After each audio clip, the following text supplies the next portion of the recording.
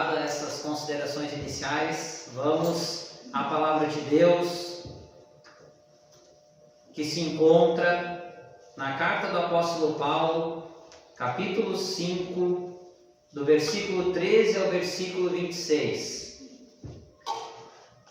A minha Bíblia, que eu trouxe hoje na versão NVI, a nova versão internacional, mas os irmãos, se tiverem outra versão, aí não tem problema, o sentido é o mesmo. Vamos à leitura do texto bíblico. Irmãos, vocês foram chamados para a liberdade, mas não usem a liberdade para dar ocasião à vontade da carne. Ao contrário, sirvam uns aos outros mediante o amor. Toda a lei se resume num só mandamento: ame o seu próximo como a si mesmo. Mas, se vocês se mordem e se devoram uns aos outros, cuidado, para não se destruírem mutuamente. Por isso vos digo, vivam pelo Espírito, e de modo nenhum satisfarão os desejos da carne. Pois a carne deseja o que é contrário ao Espírito, o Espírito o que é contrário à carne. Eles estão em conflito um com o outro, de modo que vocês não fazem o que desejam. Mas se vocês são guiados pelo Espírito, e não estão debaixo da lei. Ora, as obras da carne são manifestas: imoralidade sexual, impureza e libertinagem, idolatria e feitiçaria, ódio, discórdia, ciúmes, ira, egoísmo, dissensões, facções e inveja, embriaguez, orgias e coisas semelhantes. Eu vos advirto, como já os adverti, aqueles que praticam essas coisas não herdarão o reino de Deus. Mas o fruto do Espírito é amor, alegria, paz, paciência, amabilidade, bondade, fidelidade, mansidão e domínio próprio. Contra estas coisas não há lei. Os que pertencem a Cristo Jesus crucificaram a carne, com suas paixões e os seus desejos. Se vivemos pelo Espírito, andemos também pelo Espírito. Não sejamos presunçosos, provocando uns aos outros e tendo inveja uns dos outros. Aleluia! Essa é a palavra que nós vamos estudar nessa noite. Querido e amado Deus, eu quero te pedir, Senhor, que essa palavra que foi lida, Senhor, que o Senhor me ilumine, que o Senhor me unja com teu Espírito Santo, para que eu possa fazer, Senhor, a exposição e a aplicação, Senhor, da tua palavra, e que a tua igreja possa ser edificada, Senhor, e que o teu Espírito Santo venha a agir, Senhor, na mente e nos corações de cada um de nós nessa noite, em nome de Jesus. Amém. Amados, o título dessa mensagem que eu trago essa noite é As obras da carne e o fruto do Espírito. Então nós já fizemos a leitura aqui do texto que vai ser trabalhado nessa noite, e eu gostaria de fazer algumas considerações iniciais antes de nós começarmos a estudar especificamente sobre essa porção da palavra de Deus. A primeira consideração é que o apóstolo Paulo, que é o escritor dessa carta, ele escreve aos Gálatas, né? Nós então denominamos a carta aos Gálatas. E é interessante salientar que a Galácia, ela era uma região da Ásia Menor, onde atualmente é o país que se chama Turquia. Então ela era uma região. Ela não era uma carta endereçada a uma cidade. A Galácia não era uma cidade, que nem nós temos Éfeso, Corinto, outras cidades que tiveram cartas, Roma, que tiveram cartas endereçadas especificamente àquela cidade. Então a Galácia, ela era uma região. Então dentro da teologia nós costumamos dizer que ela era uma carta circular.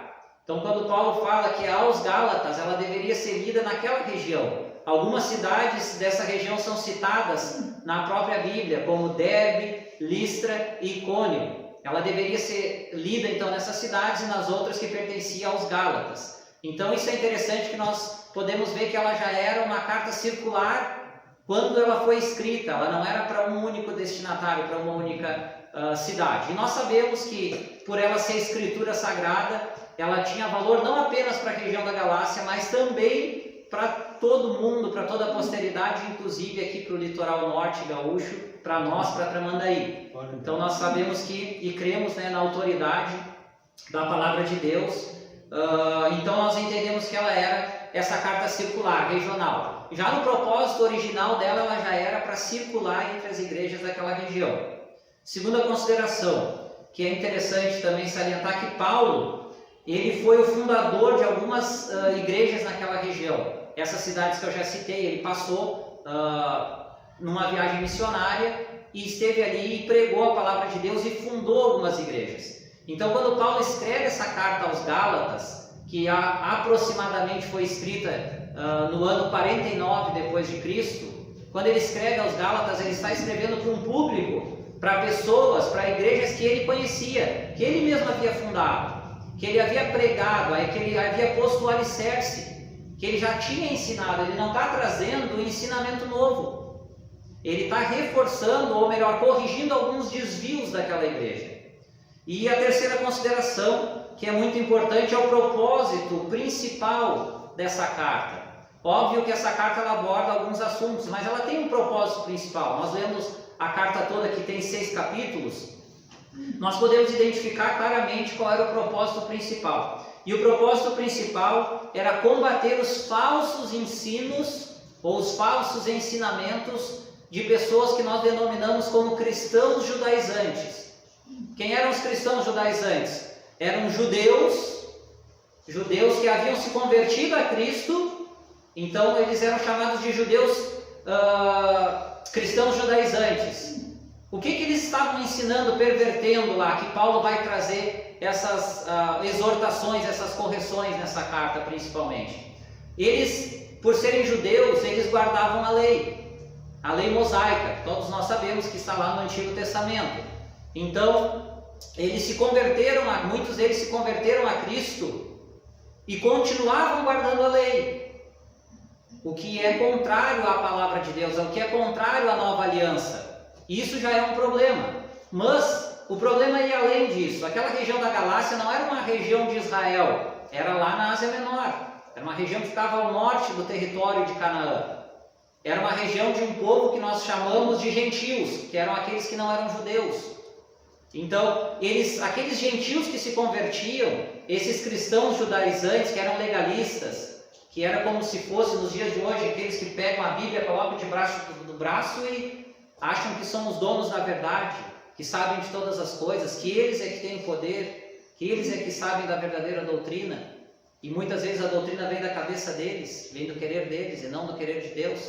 Esses cristãos judaizantes, eles estavam ensinando que aqueles que eram gentios, que não eram judeus e que se convertiam a Cristo, não era o judaísmo, se convertiam a Cristo, eles tinham que guardar a lei. Por exemplo, uma das coisas que eles queriam era que os homens que se convertiam fizessem o ritual da circuncisão, que era o ritual obrigatório para os homens, segundo a lei mosaica, e que além de que fizessem a circuncisão, guardassem toda a lei. Eram para ser cristãos judaizantes. Então Paulo ele vai escrever principalmente para combater esses falsos ensinos.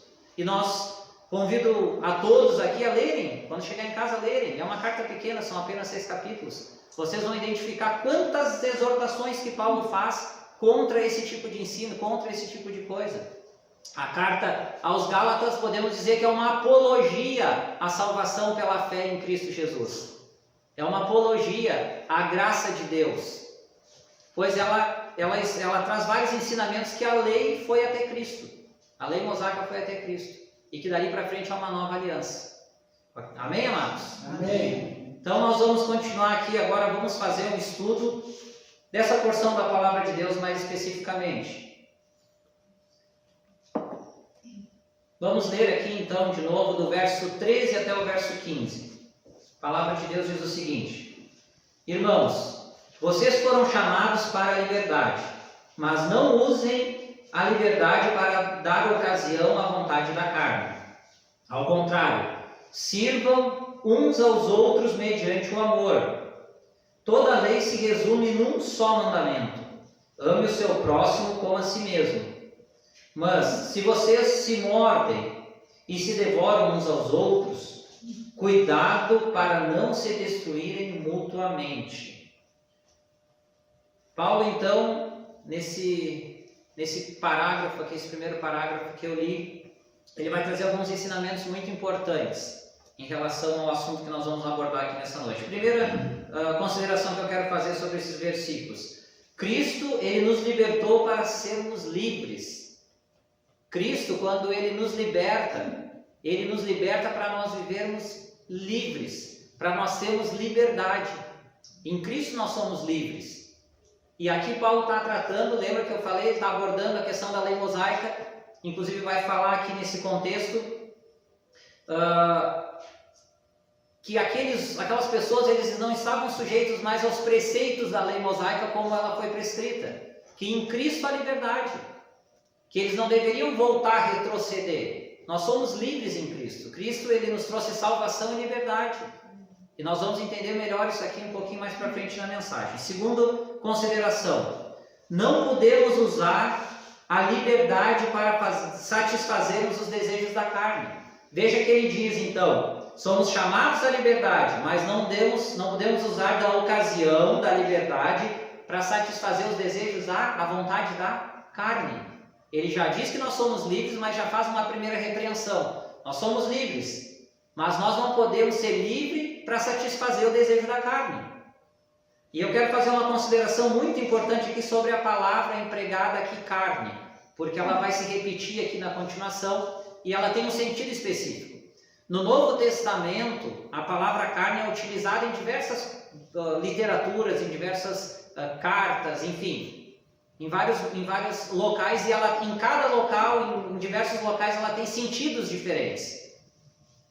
Vocês vão ver que a carne, em alguns sentidos bíblicos, ela pode significar esse material biológico, orgânico que nós temos, carne mesmo. Mas ela pode ter outros significados. E aqui nesse contexto, quando Paulo usa a palavra carne, ele vai usar especificamente para se referir aos desejos pecaminosos do ser humano. Então, nesse contexto aqui, toda vez que a carne, que Paulo fala e usa a palavra carne, ele está se referindo não ao organismo, não a biologia, né? A esse corpo, ele está se referindo aos desejos pecaminosos que nós praticamos na carne. Então, isso tem que ficar claro que daqui para frente, toda vez que falar em carne, desejos da carne, como ele diz aqui, é esse desejo, essa inclinação para o mal, para o pecado. E dentro desses versículos, Paulo faz uma consideração muito importante. Ele vai dizer sobre a lei, né? Que toda lei se resume num só mandamento: ame o seu próximo como a si mesmo. Então, o que Paulo vai dizer? Que eles interpretavam errado, inclusive, a lei mosaica, que a lei mosaica poderia ser resumida num só mandamento: ame o seu próximo como a si mesmo. Quem lê Bíblia, quem estuda a Bíblia, vai lembrar que Jesus, mais de uma vez, falou, né, que eram necessários 2 mandamentos para se cumprir toda a lei: amar a Deus acima de todas as coisas e amar o teu próximo como a ti mesmo.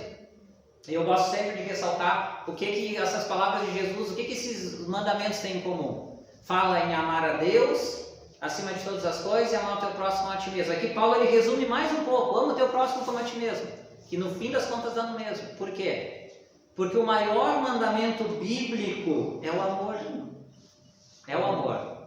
Se nós praticarmos o verdadeiro amor, o amor que a Bíblia nos ensina, toda a lei se resume ao amor. O amor é o maior mandamento bíblico. Então ele resume tudo numa pequena frase: ama o teu próximo como a ti mesmo. Por quê? Porque se eu amar o meu próximo, se você amar o seu próximo como a si mesmo, você não vai fazer mal para o seu próximo. Você não vai querer mal ao seu próximo. Você não vai querer machucar, prejudicar. Porque era como se você estivesse prejudicando a si mesmo. E quando nós amamos o nosso próximo como a nós mesmos, nós estamos amando a Deus, porque nós estamos cumprindo a lei. Então o mandamento bíblico, o maior mandamento bíblico é o amor. É o amor verdadeiro. É o amor desprendido, é o amor que não procura nada em troca. Nós vamos ver lá o apóstolo Paulo escrevendo na primeira carta aos Coríntios, capítulo 13, aquele capítulo famoso, ressaltando o que é ressaltado ali: o amor. O amor. Todas as analogias que Paulo faz lá são relacionadas ao amor, que de nada adianta De nada adianta ter dinheiro, se sacrificar, é o que ele vai falar lá, que nada adianta dar todos os seus bens aos pobres se não tiver amor. Aleluia. Então nós temos que viver em amor, nós temos que buscar esse amor, porque o amor é o cumprimento da lei. Amém. Louvado seja o nome do Senhor. Vamos continuar aqui então, amados. Vamos fazer leitura agora do verso 16 até o verso 18. Continua assim. Por isso digo, vivam pelo Espírito, e de modo nenhum satisfarão os desejos da carne, pois a carne deseja o que é contrário ao Espírito, o Espírito o que é contrário à carne. Eles estão em conflito um com o outro, de modo que vocês não fazem o que desejam. Mas, se vocês são guiados pelo Espírito, não estão debaixo da lei. Glória a Deus por isso. Primeira consideração aqui, amado, que nós devemos analisar. Aqui é algo muito importante a se ressaltar. Existe uma batalha espiritual. Que Paulo está falando aqui que existe uma batalha espiritual. E como é essa batalha? Como é que acontece essa batalha? Quem são os adversários? A carne versus ou contra o Espírito. O Espírito aqui é o Espírito de Deus, é o Espírito Santo. Então existe uma batalha espiritual, que é a carne contra o Espírito, que é os desejos da carne. Nós sabemos que, através da palavra de Deus, nós aprendemos que em Adão todos pecaram. Que quando Adão e Eva, eles cometeram o pecado original lá no Jardim do Éden, toda a descendência humana ela foi corrompida, ela foi contaminada. Nós nascemos com uma herança pecaminosa lá do Éden.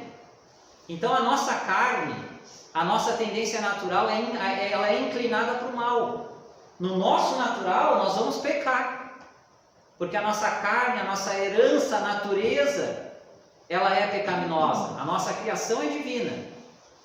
Nós somos seres, Adão e Eva foram criados por Deus, mas a natureza, a descendência, ela é pecaminosa. Então os desejos da carne, a carne ela deseja satisfazer os seus próprios desejos.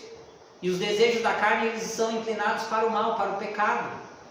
Então existe uma guerra espiritual. Existe uma guerra espiritual onde o Espírito milita contra a carne.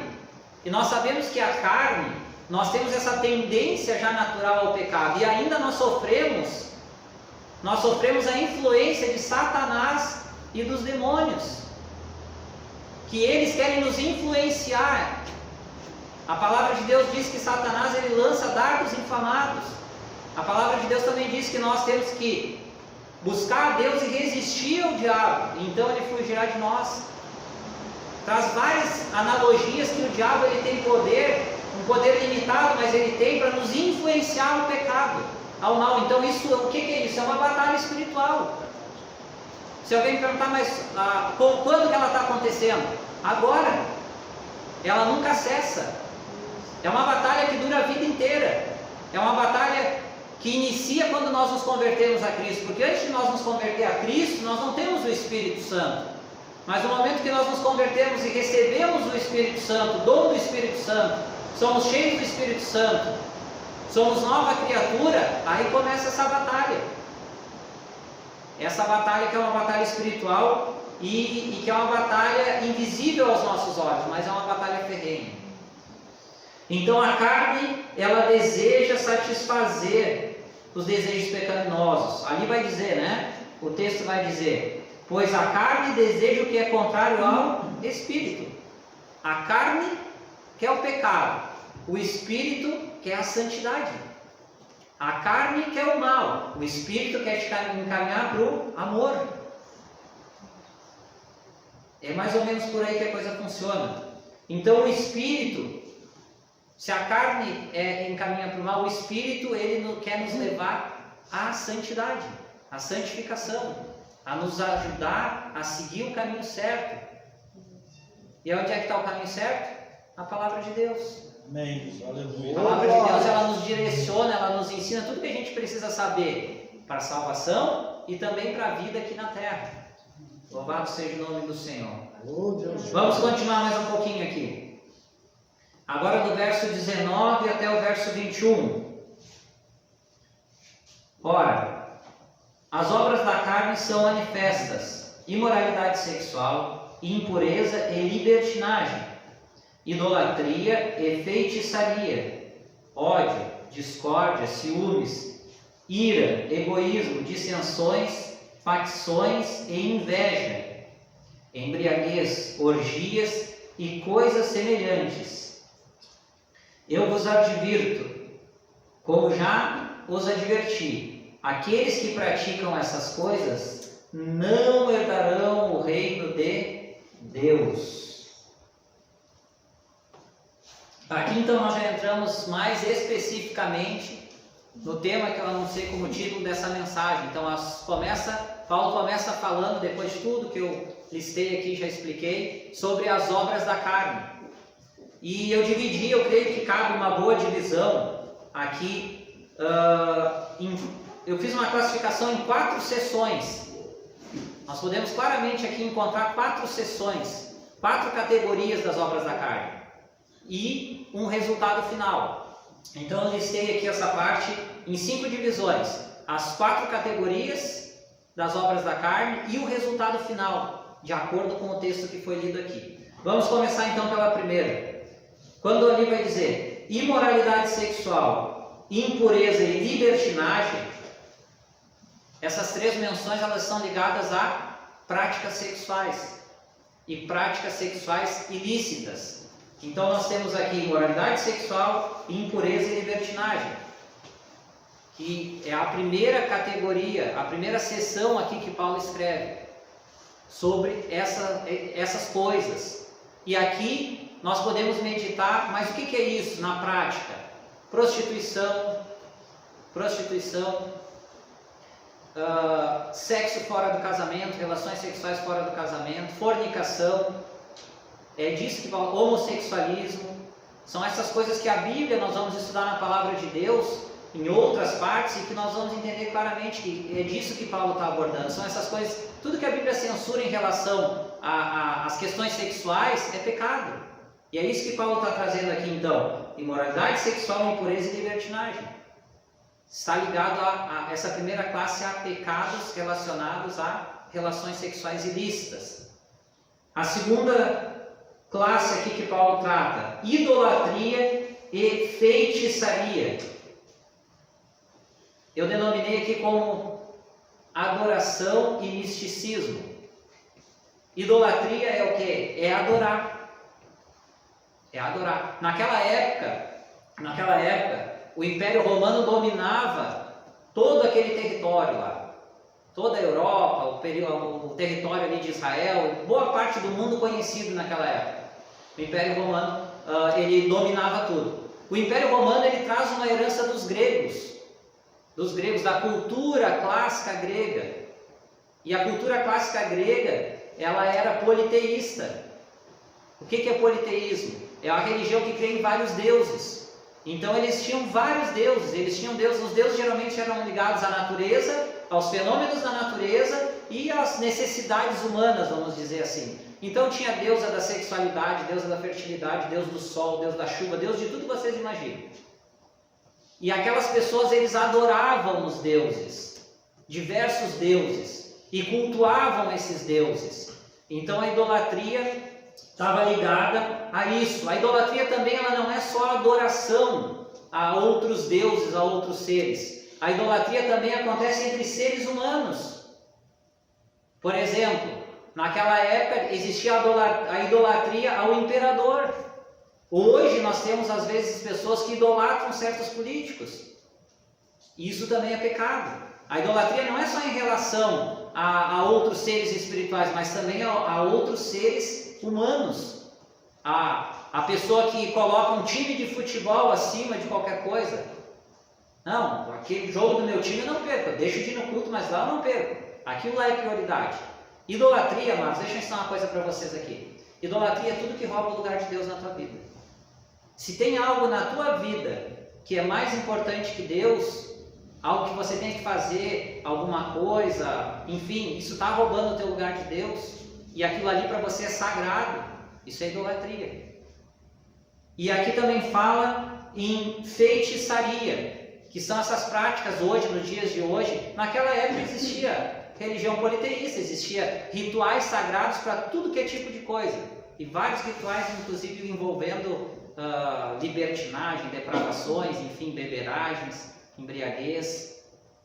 Mas a feitiçaria nos nossos dias seria, eu coloquei aqui como misticismo, que é o quê? São essas práticas espiritualistas, ritualísticas fora da ordenação da palavra de Deus.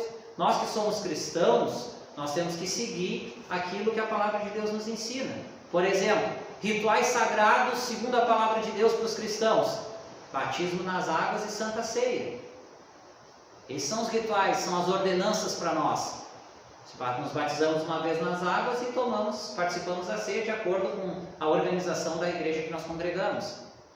Mas outros tipos de rituais sagrados são estranhos a nós, é misticismo, é pecado, é isso que Paulo está censurando. Acontecia naquela época e acontece nos dias de hoje também.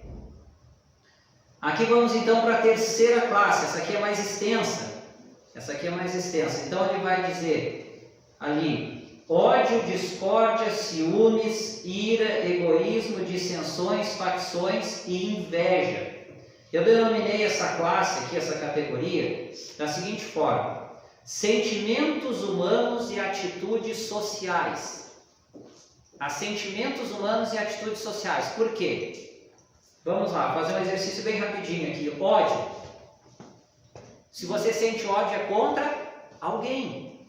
É um sentimento humano contra alguém. Quando é alguém, é coletivo, é social.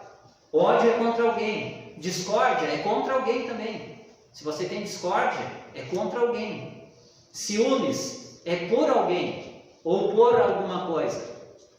Geralmente por alguém.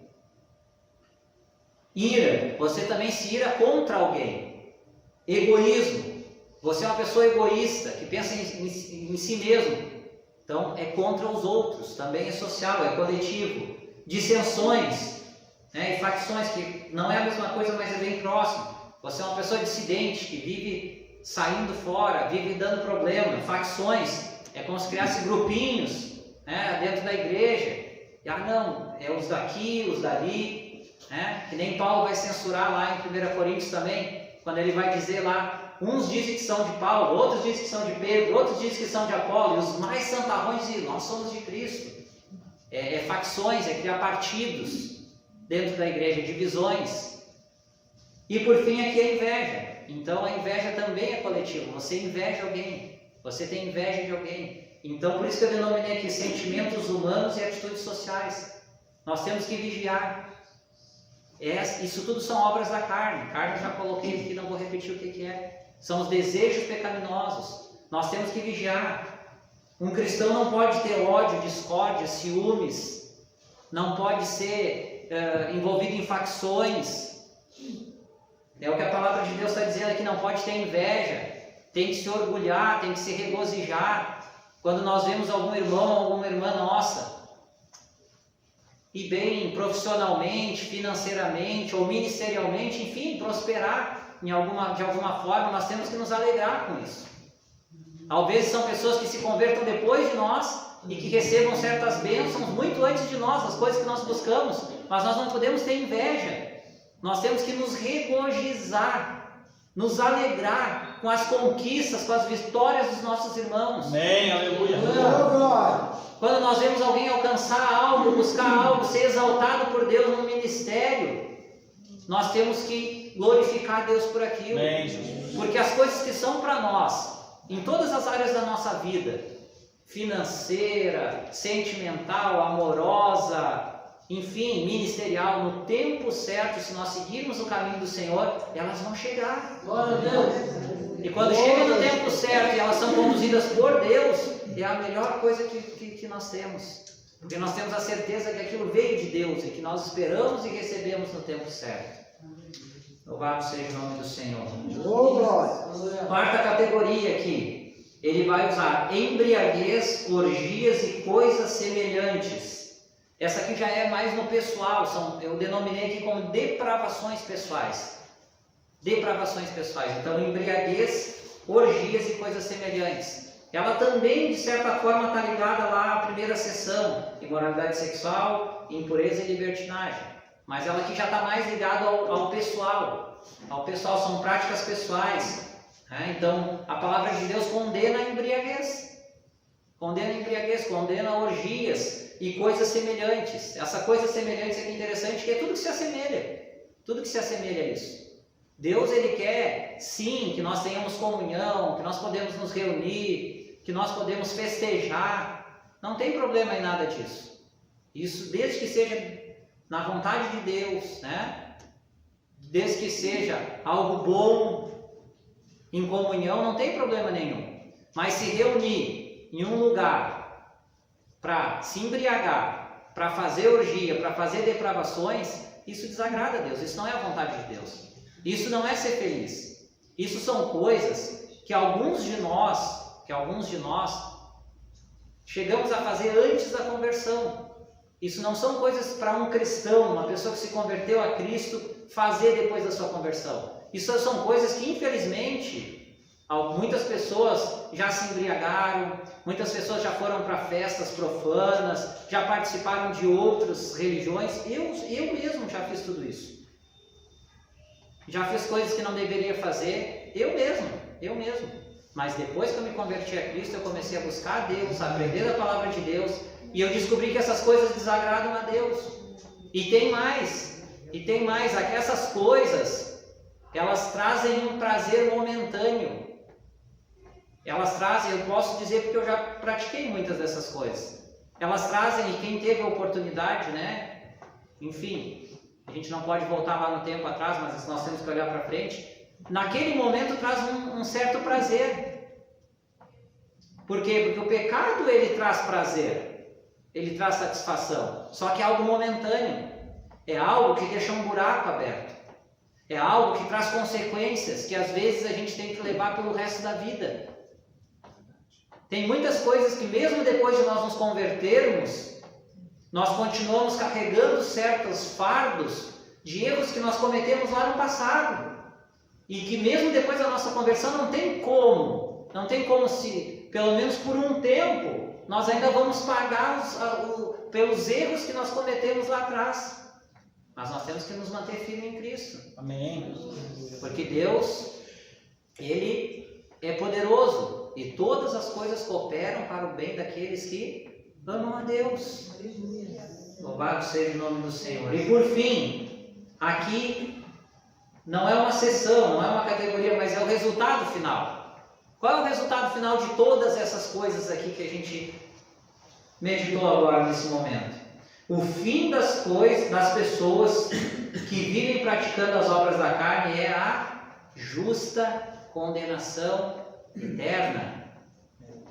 Veja como termina ali, ó. Aqueles que praticam estas coisas, quais coisas? Tudo que eu já citei aqui, não herdarão o reino de Deus. Quem não herda o reino de Deus vai para onde depois que morre? Vai para o inferno. É isso que a palavra de Deus fala, que vai para o inferno. E depois do inferno vai para o lago que arde em fogo e enxofre, eternamente. Sofrimento eterno. E isso aqui, Paulo não está dizendo que são pessoas que praticaram isso um dia. Olha que interessante isso. Nós temos que ter isso. Mas eu já fiz isso no passado, então estou condenado. Não. São pessoas que vivem deliberadamente pecando, mesmo depois de convertidas. Porque aqui Paulo está escrevendo para quem? Para crente. Para cristão. Para a igreja. Essa carta é para, como eu disse, é para a região ali da Galácia. É para nós. Então são pessoas que mesmo depois de se converter e continuar praticando todas essas coisas, mas eu creio em Cristo, eu um dia falei que Cristo é meu Salvador, dobrei meu joelho, me batizei nas águas, estou salvo. Mas a palavra de Deus diz que mesmo que tu faça isso e continue praticando essas coisas, não te converteu de verdade. Não vai herdar o reino eterno. Não vai herdar o reino eterno. É isso o resultado final de quem pratica as obras da carne.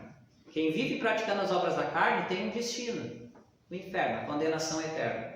É duro, mas é o que a palavra diz. Eu não posso omitir, nem suprimir, nem suavizar. Não tem como suavizar isso. Amém? Amém.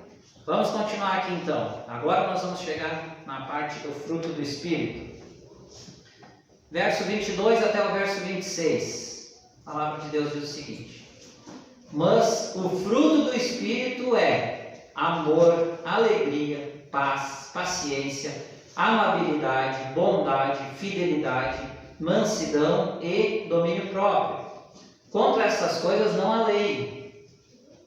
Os que pertencem a Cristo Jesus crucificaram a carne com as suas paixões e os seus desejos. Se vivermos pelo Espírito, andemos também pelo Espírito. Não sejamos presunçosos, provocando uns aos outros e tendo inveja uns dos outros. Vamos lá então, amados. Aqui tem algumas considerações, algumas aplicações muito importantes. Chegamos então aqui na parte do fruto do Espírito.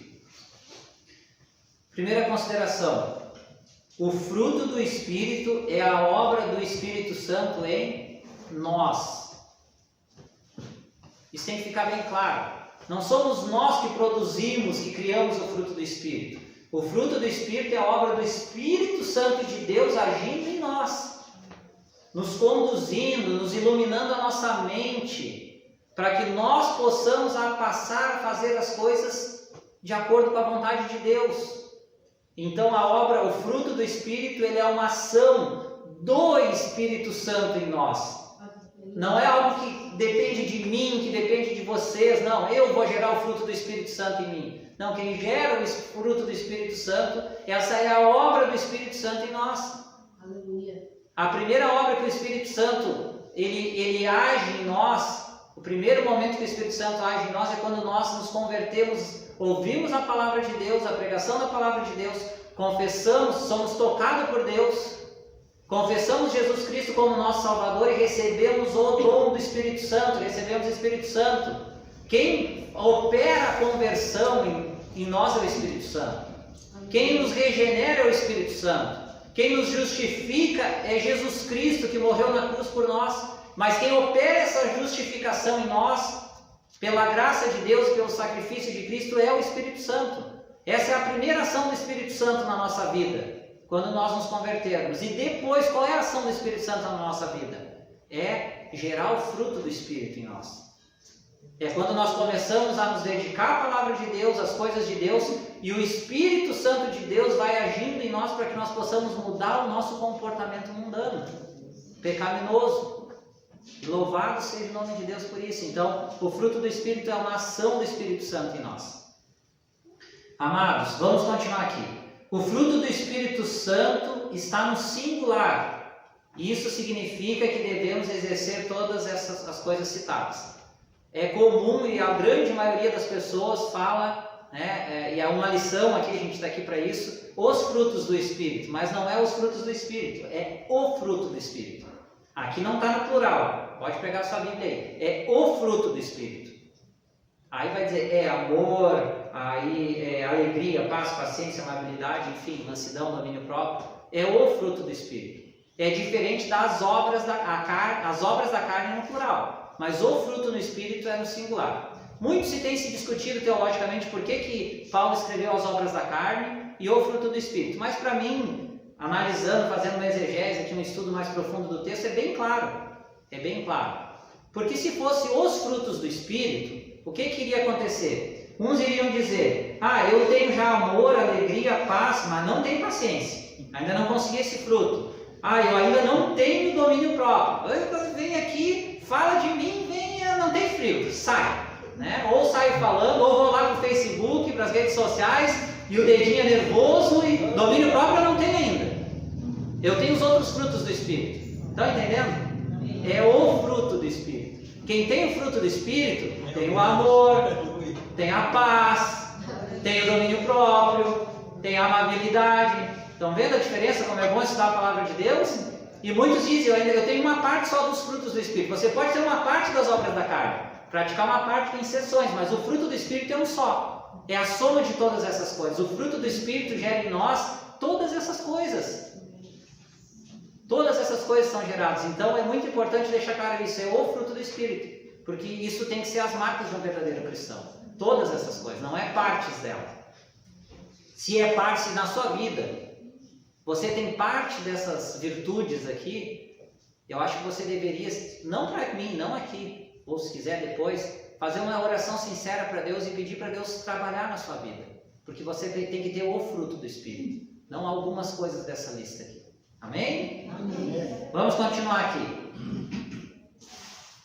Quem verdadeiramente deixa-se ser guiado pelo Espírito Santo, exerce o fruto do Espírito e vive a verdadeira liberdade cristã. Então aqui a palavra vai dizer que nós temos que ser guiados pelo Espírito Santo.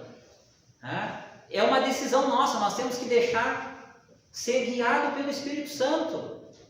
O Espírito Santo tem que nos guiar. E como é que a gente busca o Espírito Santo para nos guiar? Em oração, clamando a Deus, clamando pela ação do Espírito Santo na nossa vida, buscando na palavra de Deus, nos orientando. Então nós temos que buscar ser guiados pelo Espírito Santo. Isso é uma atitude que nós temos que ter, nós temos que ser guiados pelo Espírito Santo. Porque quando nós buscarmos ser guiados pelo Espírito Santo, ele vai operar em nós e nós vamos ter o fruto do Espírito, que são a soma de todas essas coisas aqui que foram lidas. Continua aqui. O amor é o mandamento da nova aliança. Lembra que eu já falei, estou falando de novo aqui no amor. Eu creio que Paulo poderia, não é o que ele escreve, mas poderia dizer assim, o fruto do Espírito é o amor. E aí que traz alegria, paz, paciência, amabilidade, porque todas essas outras coisas aqui, o amor é colocado primeiro, mas poderia ser amor. E aí sim, que traz isso, porque depende, alegria, paz, paciência, amabilidade, bondade, fidelidade, mansidão e domínio próprio, depende do amor. O amor, ele é o mandamento da nova aliança. A nova aliança em Cristo Jesus é fundamentada no amor, esse é o mandamento.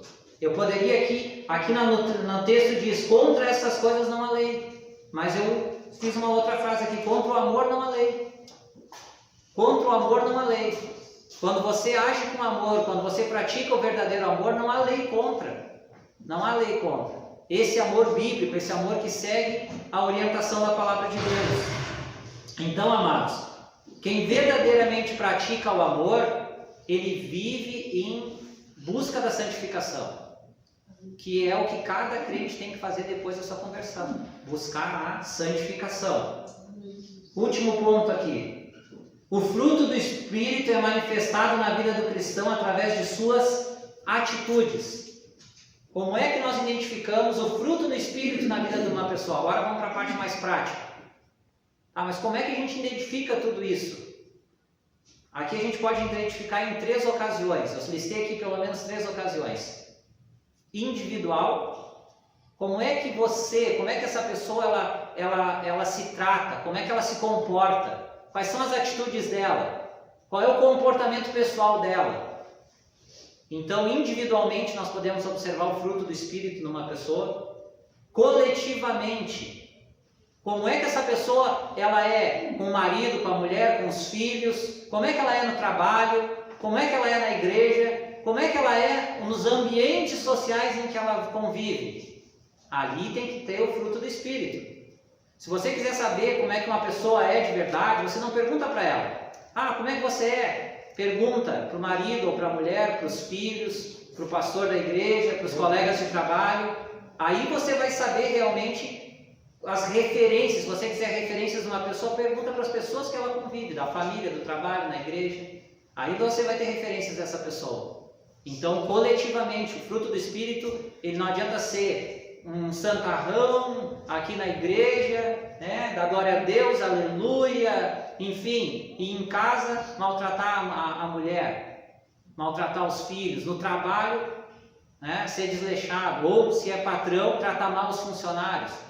Não, nós temos o fruto do Espírito para ser manifestado coletivamente. E por fim, em relação a Deus, como é que é a sua vida com Deus? Você ora a Deus? Você consulta a Deus antes de tomar decisão nas suas decisões da sua vida? Você agradece ao alimento que você come a Deus? Você lê a palavra de Deus? Você estuda a palavra de Deus? Você está em comunhão com seus irmãos? em relação a Deus. É outra forma de nós vermos o fruto do Espírito, porque o Espírito nos conduz a Deus. O Espírito é Deus. Amados, eu quero concluir essa mensagem em 4 pontos. Primeiro ponto da conclusão. Quero finalizar então com as aplicações práticas e finais sobre essa palavra que foi lida aqui e explicada. Vamos para as aplicações finais então. Primeiro ponto. Somos salvos pela fé em Jesus Cristo como nosso Redentor, não por nossas próprias obras ou boas obras. Aqui Paulo está falando da questão da importância das nossas obras. É isso que ele está falando. Que pessoas têm obras más, obras da carne, e outras pessoas têm o fruto do Espírito e fazem boas obras, e têm boas atitudes. Mas tem que ficar claro que a salvação não tem nada a ver com as boas obras. A salvação, ela não está ligada ao fruto do Espírito, àquilo que nós fizemos aqui. A salvação é pela graça de Deus. A salvação, ela foi conquistada em Cristo Jesus. A salvação é por aquele que era santo, que era Deus, que se despiu da sua glória, que veio à terra, que esteve aqui, que pregou o Evangelho, que morreu numa cruz, ressuscitou o terceiro dia, ascendeu os céus, enviou o Espírito Santo no Pentecostes.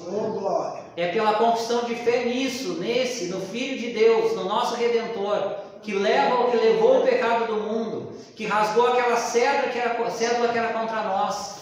Aleluia. A nossa salvação é pela graça e misericórdia de Deus, não é pelas nossas obras. Então o que é as nossas obras, irmão Mário? As obras são a evidência que nós somos verdadeiramente convertidos e salvos.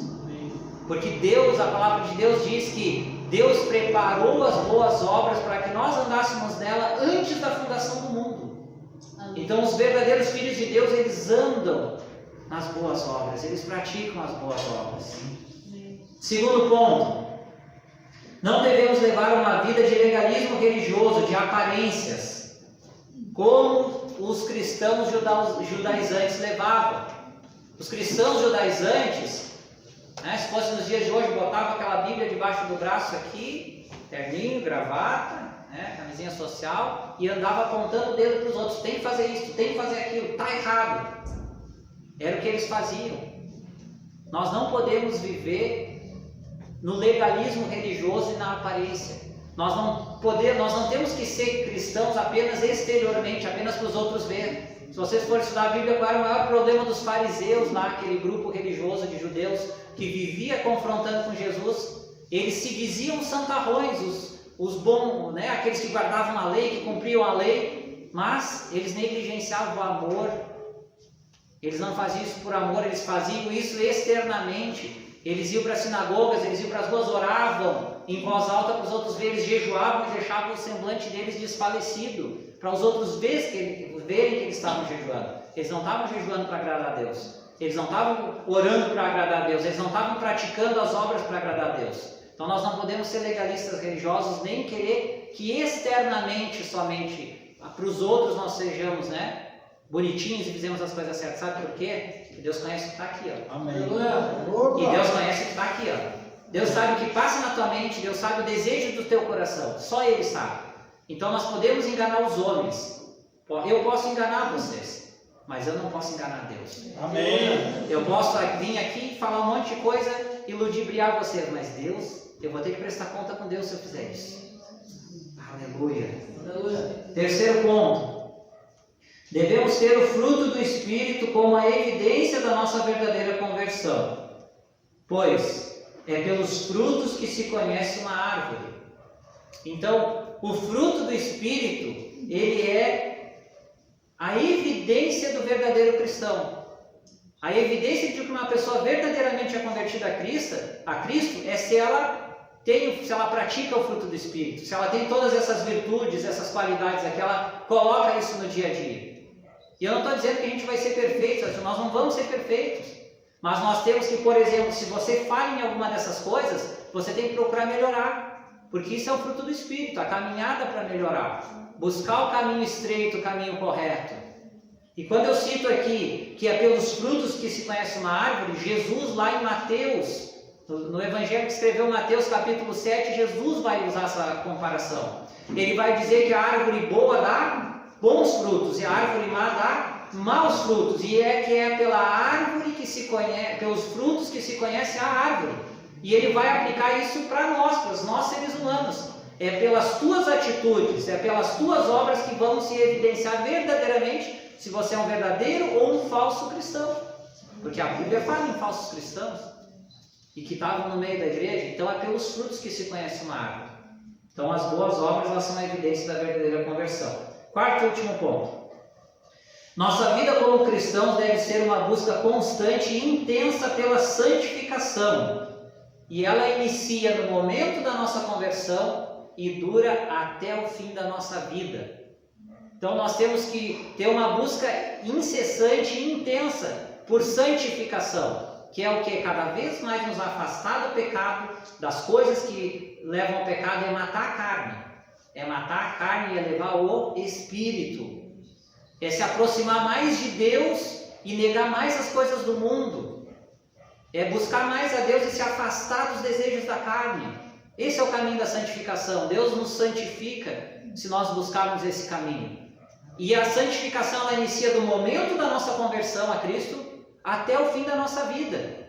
Seja pela morte ou seja pelo arrebatamento da igreja. É do início até o fim, é um processo, é o processo do meio. A justificação é o início, a santificação é o meio e a glorificação. A justificação foi com Cristo lá na cruz. A santificação é esse processo que nós passamos na nossa vida aqui. Quando nós morrermos ou formos arrebatados, nós vamos ser glorificados. Aí lá não vai ter mais lágrimas, lá não vai ter mais dor, lá não vai ter mais Satanás e os demônios, não vai ter esse corpo pecaminoso, lá é só glória. Se nós vencermos aqui, se nós conseguirmos esforçarmos para viver em santidade, a promessa é que lá nós vamos ser glorificados no fim. E lá não vai ter sofrimento, dor, nada. Lá nós não vamos nem poder pecar se quiser, é o que a palavra ensina. Louvado seja o nome do Senhor. Quero orar, já está passando o pastor Diego. Querido e amado Deus, eu preguei a Tua palavra, Senhor, aqui. Eu peço, Senhor, que o Teu amado Espírito Santo venha a trabalhar no coração de cada um aqui nessa noite e trabalhar na mente de cada um, Senhor. Que cada um que ouviu, Senhor, a leitura, a exposição e a aplicação da Tua palavra nessa noite, Pai, possa ser exortado, possa ser edificado, Senhor. Que essa palavra venha a ser bênção na vida dos irmãos, Senhor, das irmãs. Que eles possam, no seu dia a dia, Senhor, se esforçar, Senhor, para cumprir com o Teu desejo, Deus. Que eles possam buscar mais e mais o Teu Espírito. Que o meu desejo, Senhor, é que o Senhor nos ajude a andar no Espírito, a buscar o Espírito, a viver pelo Espírito Santo. Ó amado Deus, que o Senhor venha a confortar cada coração, Senhor. E que o Senhor venha a cumprir os Teus propósitos, Senhor, e trazer as Tuas bênçãos sobre cada um de nós, Senhor. Que o Senhor venha a nos ajudar, a nos livrar do mal, Senhor. A crucificar a nossa carne, Senhor, a matar a nossa carne, Senhor, a nos afastarmos do pecado, Senhor, e da vida e das obras da carne, Senhor. Que o Senhor venha, Senhor, a ser conosco, e que o nome de Jesus seja exaltado, e que o Teu nome, Senhor Deus, seja glorificado. Amém.